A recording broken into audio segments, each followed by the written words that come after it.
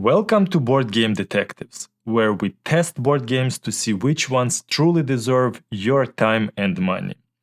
Games that pass our test can get one of the two colors. Green means that you, as a geek, can play it with anyone. The game is very approachable. The games that are not for everyone get the blue rating, which means that you need other geeks to enjoy this game. And anything that scores less than 8.5 out of 10 automatically gets the red rating. We do not recommend this game just because there are so many other better games. Today we will review Rescuing Robin Hood. This game gets the red rating. We do not recommend it. Hey, my name is Serge. I really wanted this game to work for us because I grew up on Robin Hood. All my childhood I was shooting bows and arrows. Not only that, even now I have 2 bows to prove that this passion was big for me and is now. So this game was something that I was really excited about. However, it did not work. Let me explain you why. Rescuing Robin Hood is a push your luck game. And we understand that with such games, there is a lot of that is out of your control. It's okay. However, if the complexity of the game increases, so should the control piece.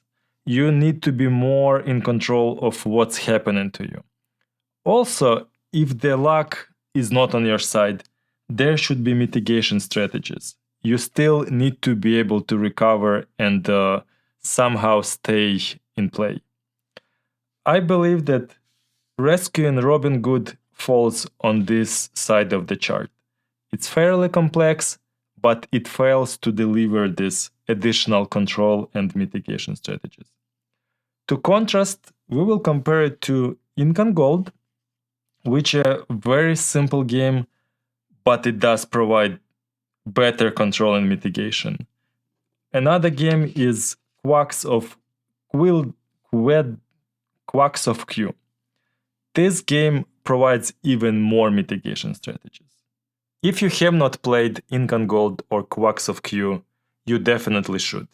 They provide an excellent example of how push your luck games should look like. Okay, let's take a closer look at Rescuing Robin Hood. To begin with, the rulebook is great. It is easy to understand. It has amazing illustrations. Very well done. This piece is completely unnecessary, but they did do the character guide. Each of the cards has some background story. They must have invested a lot of time into this, again, unnecessary but very pretty thing. All the components and items are of very high production quality. Very nice materials, very nice design. It obviously took them a lot of time to create a game like this. I was very attracted to it and I was very excited to try it with my family. Until we played it for the first time and our experience proved that this is not a good push your luck board game. Everything you do in this game will ultimately come down to fighting the guards. And you can do so in 3 different ways. Blue is your smartness, green is your stealth, and red is your strength. You will have points for each of those 3 and you will choose which one you want to use for the next fight. Every time you will have to choose if you want to open the next card or group of cards. And here's the problem. The spread between the weakest and the strongest guard is just too big. We have here 1 to 6, 1 to 6, and 1 to 6 for regular guards, and 2 to 9, 2 to 9, and 2 to 9 for the stronger guards. So every time when you make this decision whether you should open card or cards or not open, this huge spread of 6 here and 8 here makes it impossible for you to calculate your odds. This makes the play very unpredictable, extremely based on luck. which I believe makes it not fun. As a contrast, the spread in Quacks is just 3. 1 is the minimum, 3 is the maximum. It is much more easier for you to calculate your odds and make this decision where you should push your luck. In a similar fashion, Incan Gold has 5 different hazards, which also makes it much more easier for you to calculate the odds and decide whether you want to keep going in the dungeon. The second thing that I don't like about Rescuing Robin Hood, that it is very punishing when you have a bad luck. For example, let's say you successfully defeated your first guard, which had just 1 smartness. You still have 5 smartness, so you decide to push. You open the next guard, and it is 6. You lost. In this case, you lose all your progress, all your points, and that's it. The game moves on.